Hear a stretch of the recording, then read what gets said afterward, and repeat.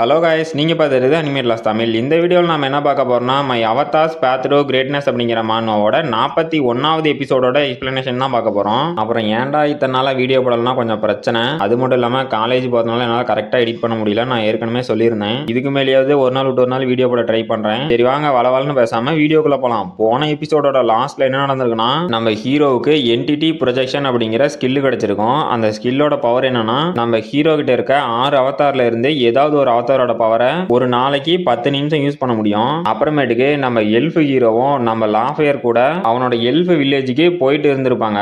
அப்ப நம்ம சிசிலியும் ஹை எல்ஃபா மாறுற செரிமனி அட்டன் பண்ணி அவ ஒரு ஹை எல்ஃபா மாறி இருப்பா. நம்ம லாஃபயரும் எனக்கு ஒரு ஸ்டூடெண்ட் கிடைச்சிட்டா, இனிமே நான் ரிட்டையர்மெண்ட்டை பத்தி யோசிக்க போறேன் அப்படின்னு இருப்பான். நம்ம ஹீரோவும் என்னது ரிட்டையர்மெண்டா, அப்படின்னா உனக்கு வயசு என்னையா அப்படின்னு ஷாக் ஆயிருப்பான். இதோட போன எபிசோட் முடிஞ்சிருக்கும். சரி வாங்க இந்த எபிசோட்ல என்ன நடக்குதுன்னு பார்க்கலாம். இந்த எபிசோடோட ஸ்டார்டிங்லயே எல்வின் கிங்டத்தோட கேபிட்டல்ல ட்ரெஷா அப்படிங்கிற ஒரு இடத்த காட்டுறாங்க.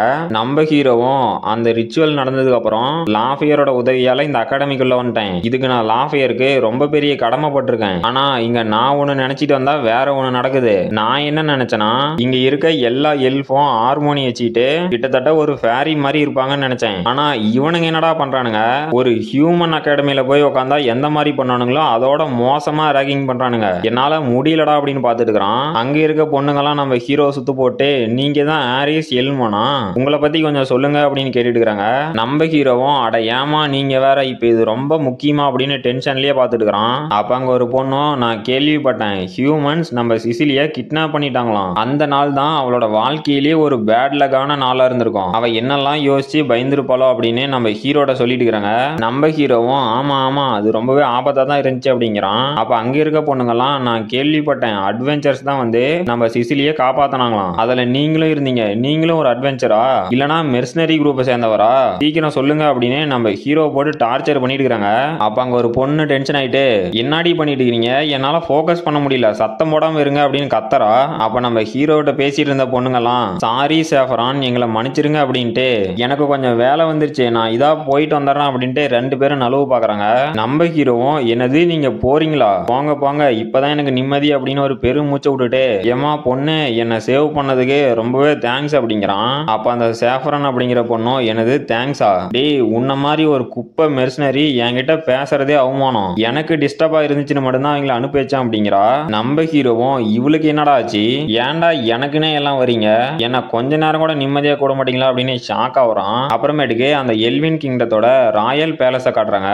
அப்ப நம்ம லாஃபயரும் இந்த ரிப்போர்ட்டை நாங்க டிவைன் ஆர்டரோட சேர்ந்து ரெடி பண்ணியிருக்கோம், இதுல அந்த புது இம்மோர்டல் கிங்கை பத்தி முக்காவாசி தகவல் இருக்கு, அது மட்டும் இல்லாம அந்த ஆல்மைன் கிங்டத்துல இருக்க மத்த ரேசஸோட டீடைல்ஸ் கூட இருக்கு அப்படிங்கிறான். இவங்க தான் இந்த எல்ஃபோட குயின் ஆட்டங்குது. அப்போ அந்த குயினும் என்னது புது இம்மோர்டல் கிங்கா, நம்ம கான்டினென்ட்டுக்கு அவன் எந்த ஒரு பிரச்சனையும் கொடுக்காம இருந்தா சரிதான் அப்படிங்கிறாங்க. அப்போ நம்ம லாஃபயரும் மெஜஸ்டி இப்போ சிசிலியவும் நம்ம சேஃபா காப்பாத்தி கூட்டிட்டு வந்தாச்சு, அப்புறம் முக்கியமா இப்ப நம்ம 2 பேருமே ரிட்டையர் ஆக வேண்டிய நேரம் வந்துருச்சு அப்படிங்கிறான். அப்போ அந்த குயினும் ஓ அந்த சிசிலியா அவளை பத்தி கவலைப்பட வேண்டாம் அப்படின்ட்டு அந்த புதுசா வந்த பையன் மேலதான் எனக்கு ரொம்பவே கியூரியஸா இருக்கு, ஏன்னா அவங்கிட்ட மட்டும்தான் நம்ம வேர்ல்டு ட்ரீ டைரக்டா ஒரு கிஃப்ட கொடுத்துருக்கு, அவன் இன்னும் என்னென்ன பண்ண போறான்னு பாக்குறதுக்கு நான் காத்துட்டு இருக்கேன் அப்படிங்கிறாங்க.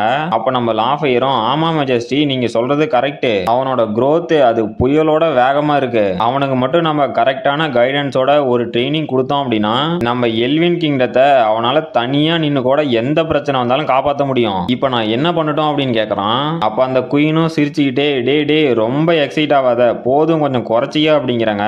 நம்ம லாஃபயரும் எனது நான் ஓவரா பண்ணிட்டேனா அப்படின்ட்டு சரி அவன் இப்ப அகாடமில இருந்து பேசிக்ஸை கத்துக்கிட்டோம் அப்படிங்கிறான். அப்ப அந்த குயினும் எனக்கு இப்பதான் ஞாபகம் வந்துச்சு உன்னோட பொண்ணு என்ன பண்றா அப்படின்னு கேக்குறாங்க. அப்ப நம்ம லாஃபயரும் என்னோட பொண்ணா அவ கண்டிப்பா ஹாரிஸ்க்கு ஹெல்ப் பண்ண தான் போறான் அப்படிங்கிறான். அப்புறமேட்டுக்கு அகாடமில நம்ம ஹீரோ காட்டுறாங்க.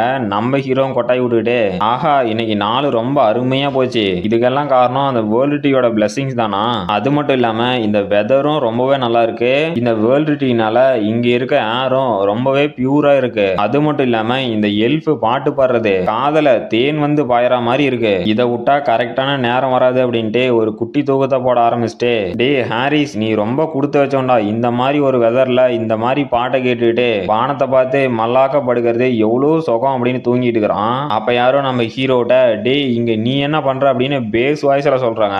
நம்ம ஹீரோவும் என்னடா சத்தம் இது பேயா அப்படின்னு ஷாக்காய் எந்திரிச்சு பார்த்தா அந்த சாஃப்ரான் அப்படிங்கிற பொண்ணு இருக்கா. அப்ப அந்த பொண்ணும் டேய் இங்க நீ என்ன பண்ற, நீ ஒரு அசுத்தமானவன், நீ இந்த வேர்ல்டு ட்ரீ கிட்ட இருந்தா இந்த வேர்ல்டு ட்ரீயும் அழுக்காயிரும் அப்படிங்கிறா. நம்ம ஹீரோவும் என்னது நானா, ஏமா நான் என்ன பண்ணேன், செவனேன்னு வந்து இங்க உட்காந்தது ஒரு குத்தமா அப்படின்னு பாக்குறான். அப்ப அந்த சேஃபரான் அப்படிங்கிற பொண்ணும் டேய் நீ மெர்சனரி தானே, உனக்கு இதை பத்திலாம் தெரியுமா என்னன்னு தெரியல, இந்த வேர்ல்டு ட்ரீ கிட்ட இருக்க ஏர் இதுதான் பியூரஸ்டான ஏர், இந்த இடத்துல ஒரு நல்ல எல்ஃப் மட்டும்தான் உட்காந்து இந்த நேச்சர் எனர்ஜி எல்லாம் கேதர் பண்ணணும், ஆனா நீ என்னடா இங்க தூங்கிட்டு இருக்கிற அப்படிங்கிறா. நம்ம ஹீரோவும் என்னது வேர்ல்டு ட்ரீயோட நேச்சர் அஃபினிட்டியா, நான் இதை எதிர்பார்க்கல அப்படிங்கிறான். அப்ப அந்த சேஃப்ரானும் டேய் நான் சொல்றத கேக்குறியா இல்லையா அப்படின்னு கத்தரா. நம்ம ஹீரோவும் கதறிக்கிட்டே நான் கேட்கறேன் சொல்லுங்க அப்படிங்கிறான். அப்ப அந்த சேஃப்ரானும் டேய் எப்படியும் உங்ககிட்ட புக் இருக்காதுன்னு எனக்கு தெரியும், இந்தா என்னோட புக்கை வச்சு கொஞ்சம் பேசிக்ஸை கத்துக்கிட்டே இதை கொடுத்துடுறா அப்படிங்கிறா. நம்ம ஹீரோவும் ஷாக் ஆகிட்டு என்னது எனக்கு புக்கை தெரியா, என்னமா நீயே வந்து வாலண்டியரா எனக்கு புக்கை தர, என்னால இதை நம்ப முடியலையே, நான் என்ன கனவுல ஏதாவது இருக்கிறேன்னா அப்படின்னு ஷாக் ஆகுறான். அப்ப அந்த சேஃபரனும் டென்ஷன் ஆயிட்டே டேய் நீ மட்டும் நம்ம கிளாஸை ஆவரேஜ் கொண்டு போகணும் அப்படின்னு நினைச்ச மவனை உன்னை சும்மா விட மாட்டேன் அப்படின்னு மிரட்டுறா. நம்ம ஹீரோவும் 10 பேர் வந்தா கூட அசால்ட்டா அடிச்சு நவுத்தி விடுவேன், இந்த ஒரு பொண்ணை சமாளிக்க முடியலையே அப்படின்னு கதறான். அப்ப அந்த சேஃபரனும் சரி நான் வரேன் கொஞ்சம் படிடா அப்படின்ட்டு போறா. நம்ம ஹீரோவும் இவ ஒன்னும் நான் நினைச்ச அளவுக்கு கெட்ட பொண்ணு இல்ல அப்படின்ட்டு என்னதுடா இது வேர்ல்டு ட்ரீயோட பிரசன்ஸே அவகிட்ட இருந்து வருது, அப்புறம் அவ கையில என்னது ரிங்கா, இது ஒரு பிளெஸிங் ரிலீக் தானே, இதை நான் எங்கேயோ கேள்விப்பட்ட மாதிரி இருக்க, இவ ஏதோ ஒரு முக்கியமான ஃபேமிலி சேர்ந்தவன் நினைக்கிறேன், ஆனா இது எனக்கு ரொம்பவே பழக்கப்பட்டவங்க சொன்ன மாதிரி இருக்க, ஆனா எங்க சொன்னாங்கன்னு தான் தெரியல, இந்த நேரத்துல தான் எல்லாம் மறந்து போவோம் அப்படின்ட்டு என்னது லாஃபையரோட பொண்ணா, லாஃபையர் தானே என்னோட பொண்ணுக்கு அந்த ஸ்கேர்டி லிலிக்ஸை நான் கொடுத்தேன் அப்படின்னு சொன்னான். இவ லாஃபையரோட பொண்ணா, இங்க என்னடா நடக்குது, இவ ஏன்டா அவன் அப்பனுக்கு ஆப்போசிட்டா இருக்கா, ஒருவேளை அவன் சொல்லிதான் வந்திருப்பாளோ, அப்பனும் பொண்ணும் என்னை வச்சு என்னடா பண்றீங்க அப்படின்னு கதறான். அப்ப அந்த சேஃப்ரானும் நம்ம ஹீரோவை பார்த்து இந்த முட்டாள் மேல எதுக்கு என்னோட அப்பா ரொம்ப நம்பிக்கை வச்சிருக்காரு, இவன் கிட்ட அப்படி என்னதை தான் பார்த்தாரு அப்படின்ட்டு போறா. அப்புறம் கைஸ் நான் போன வீடியோல என்ன சொல்லியிருப்பேன்னா இந்த மான்மாவில் இன்னும் ஒரு 5-6 சாப்டர் தான் இருக்கும், இதை ஒரு வாரத்துல முடிச்சிடறேன் அப்படின்னு சொல்லியிருப்பேன். அதாவது அந்த வீடியோட வாய்ஸ் எப்ப ரெக்கார்ட் பண்ணது அப்படின்னா எனக்கு ரிசல்ட் வரதுக்கு முன்னாடியே ரெக்கார்ட் பண்ணது, நான் அதை ரெக்கார்ட் பண்ணதையே மறந்துட்டேன் போன வாரத்துல தான். சரி இந்த மான்மாவில் எவ்வளவு எபிசோடு ரிலீஸ் ஆயிருக்கு, அப்புறம் ஏதாவது ரெக்கார்ட் பண்ணலாமன்ட்டு போய் பார்த்தா ஒரு எபிசோடு ரெக்கார்ட் பண்ணி அந்த வாய்ஸை தான் நான் எடிட் பண்ணி அப்லோட் பண்ணிருப்பேன். இப்போ இந்த மான்மாவில் ஒரு 7-8 சாப்டர் ரிலீஸ் ஆயிடுச்சு, 7 சாப்டர்னா இன்னும் ஒரு 10 நாள்ல ரெக்கார்ட் பண்ணி இதை ஃபுல்லா முடிச்சுட்டு அந்த ஹேமர் மான்வா ஒரு கம்ப்ளீட்டான மான்வா தான், அதோட ஃபர்ஸ்ட் சீசன் மட்டுமே ஒரு 60-70 சாப்டர் கிட்ட வரும், செகண்ட் சீசன் ஒரு 40 சாப்டர் கிட்ட தான் வரும். நான் அந்த ஃபர்ஸ்ட் சீசனை சீக்கிரமா முடிச்சுட்டு அந்த அல்டிமேட் காட் ஆஃப் அல்கமி அப்படிங்கிற மான்வா கண்டினியூ பண்ணியே தருவேன், கவலைப்படாதீங்க, அதை டிராப்லாம் பண்ணல. அப்போ வந்து அந்த மான்வா ஆன்கோயிங்ல போயிட்டு இருந்துச்சு, அதனால நான் வேற மான்வா எடுக்கலான்ட்டு எடுத்து அப்புறம் அந்த மான்வாவை போடுறதுக்கே டைம் கிடைக்கல, அது ரொம்ப கேப் விழுந்து போச்சு. சீக்கிரமா நான் எல்லாத்தையும் முடிச்சுட்டு அதையும் போட ட்ரை பண்றேன். இதோட அந்த சாப்டர் முடிஞ்சு போச்சு. இந்த வீடியோ பிடிச்சிருந்துச்சுன்னா மறக்காம லைக் பண்ணுங்க, ஷேர் பண்ணுங்க, சப்ஸ்கிரைப் பண்ணுங்க. நாம அடுத்த வீடியோல பார்க்கலாம்.